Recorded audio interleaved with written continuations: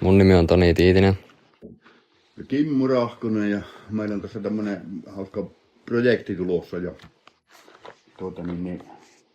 oikeastaan voisi Toni antaa kertoa enemmän.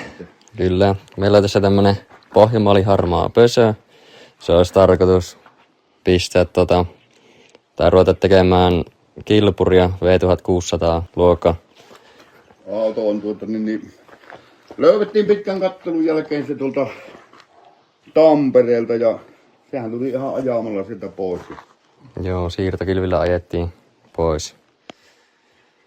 Hinta ei ollut pahaa, 250 € maksaa auto. Siitä tosiaan pitäisi alkaa sitä purkamaan ja jonkunnäköisiä aikatavoitteitakin meillä on olemassa.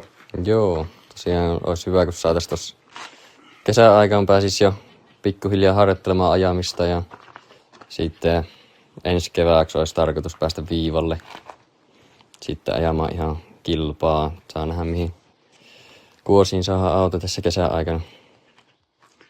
Että paljon on työtä ja sponsoriasioita. Ollaan pikkusen neuvoteltu noiden eri yritysten kanssa ja ne on ollut ihan silleen myötämielisiä lähdössä jo niin kuin tässä vaiheessa projektiin mukaan.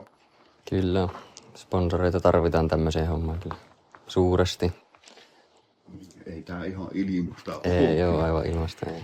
On tosiaan niin kuin se Toni sanoi tuossa, niin Pohjanmaali harmaa. Mutta minun mielestäni tää maailmassa on ihan liian paljon noita harmaita pösöjä. Aika tylsä väri. Sitä pitäisi väriäkin miettiä johonkin ja en tiedä, tulisiko sitten mahdollisesti seuraajiltakin jonkinnäköisiä ideoita. Väriehdotuksia otetaan vasta. Seuraavassa pätkässä tutkitaan leijona vähän paremmin.